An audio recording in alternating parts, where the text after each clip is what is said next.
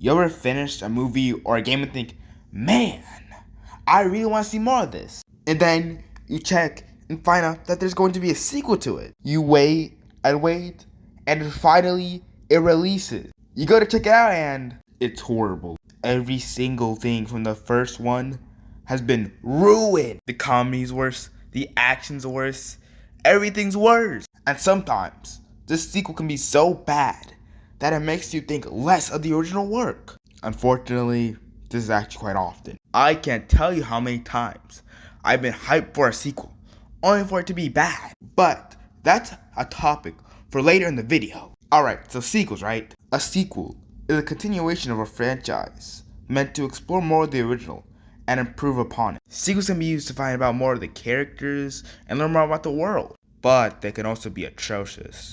But what, in my opinion, makes a good and a bad sequel?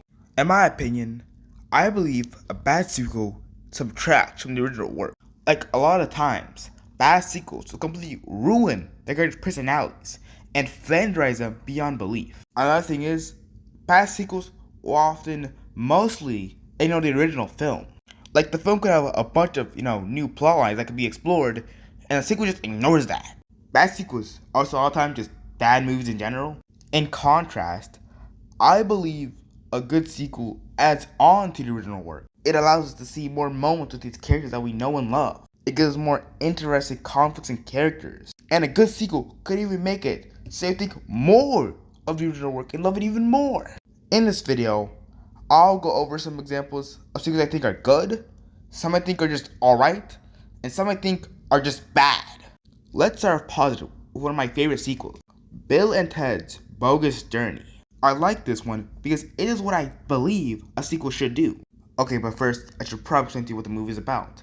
So basically, Bill and Ted are killed by evil future robot versions of themselves, and they have to go through heaven and hell to get revenge on them.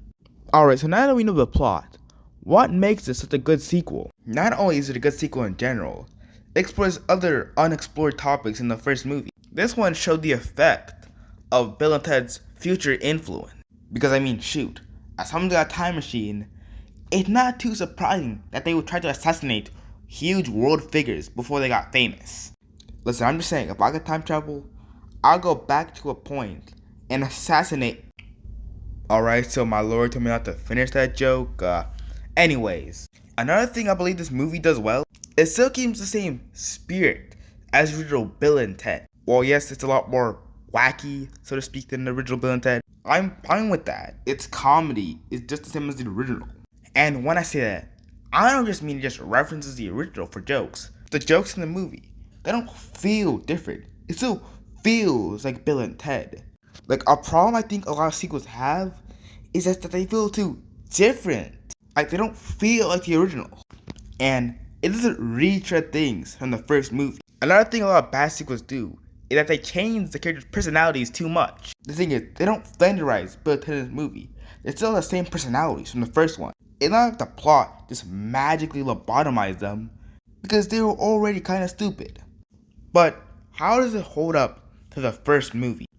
Personally, I prefer the first one, but I still enjoy this one. But honestly, I can see someone liking the sequel over the original. But alright, let's get more into the plot and character.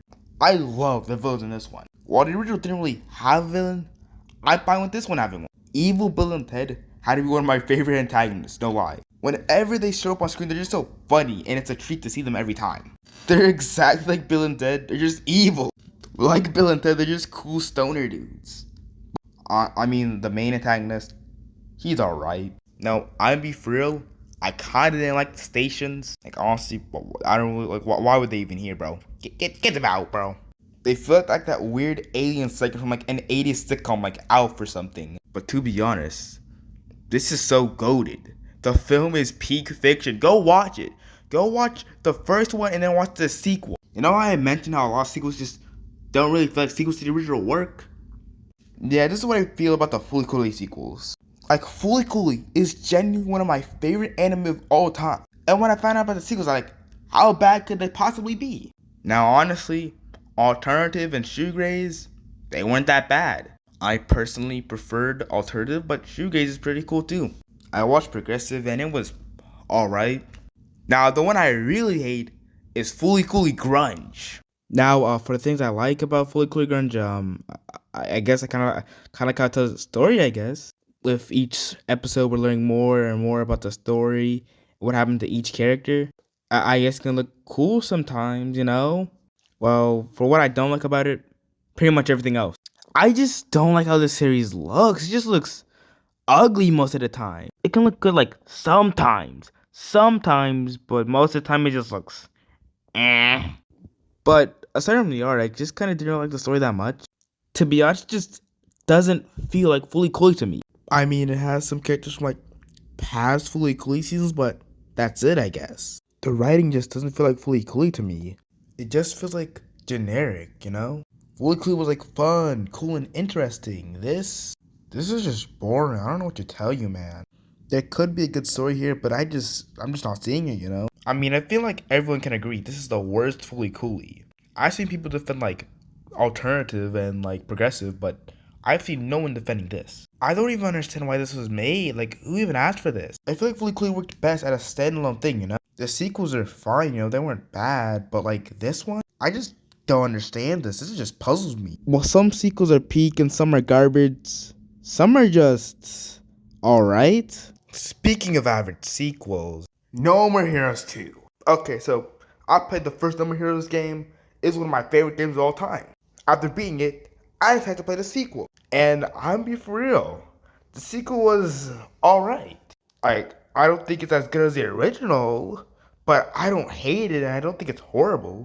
Like, I do have some problems with the game. Like, all the bosses were just super easy, except for like 2. Ryuji and the final boss are the only bosses I had any trouble with beating. And occasionally, some of the levels can get a bit tedious before the boss fight, but there are still a lot of things I like about the game. I actually really enjoyed the NES style minigames. I also like how you don't have to, you know, grind for cash all the time. I feel that's like an added plus in my opinion.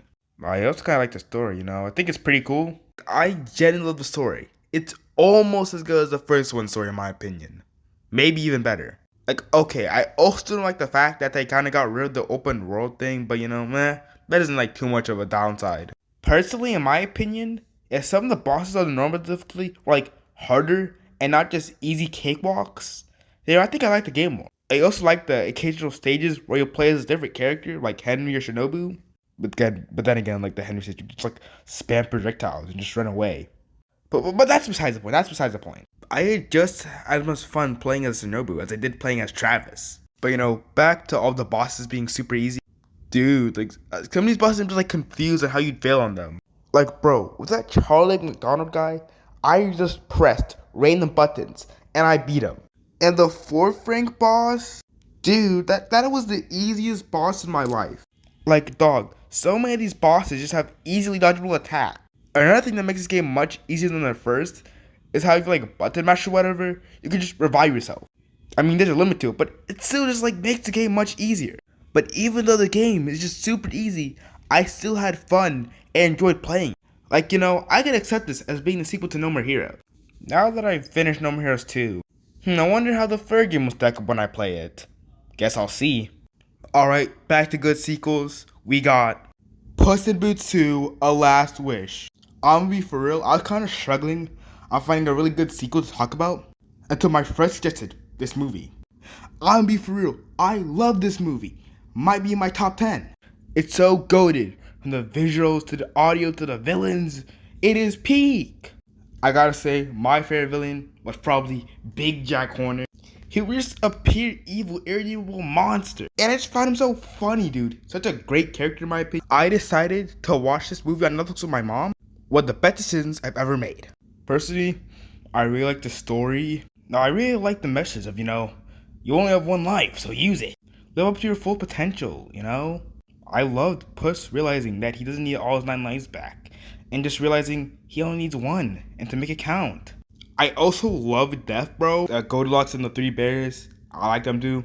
They're pretty good too. I mean, I think the sequel had like a pretty great cast of characters. Okay, I know I'm not very good at playing things, but dude, you should go watch this movie though.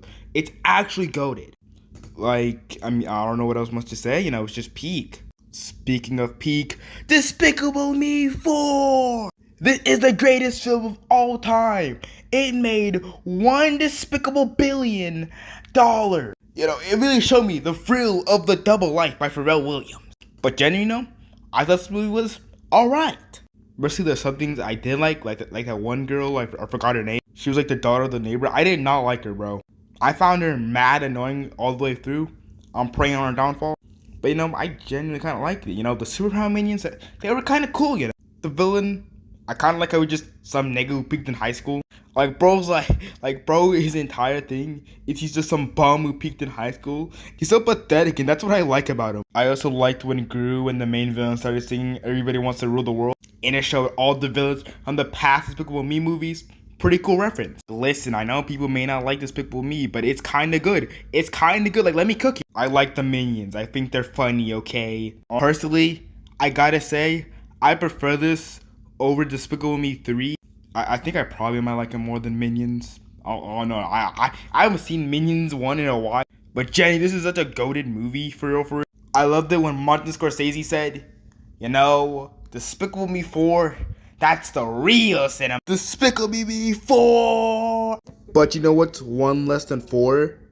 3. Spider-Man 3, baby! I love Spider-Man 3! I love the amnesia subplot that gets rid of Harry as the villain.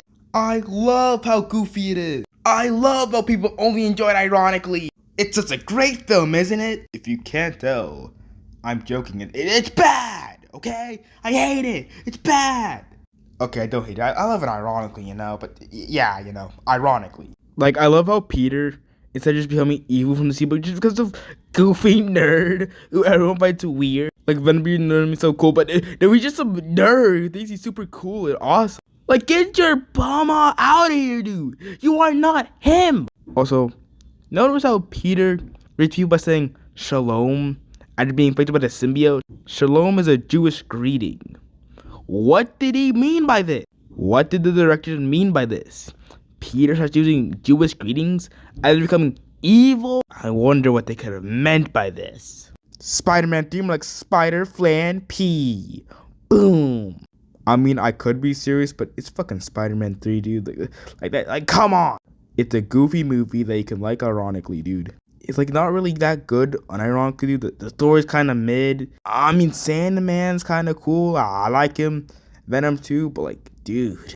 Like, what was the point? Like, come on. Eric could have been a fun and interesting villain. Oh, you're just gonna remove him like that? There are a lot of bad things about this movie. But like, I don't care. I just find it funny as fuck to watch, dude. When Peter starts fucking dancing, dude. Peak comedy, Your Honor. But yeah, that's the video. I know I'm not the best at articulating my points, so it's probably gonna be kind of bad. But, you know, I guess, you know, it's just like to somebody, you know. So yeah, bye. You know, I'm probably gonna make another video. I think I'm planning on making a video about like epic rap battles and stuff like that on the internet. So go check that out when it drops. And bye, Pookies.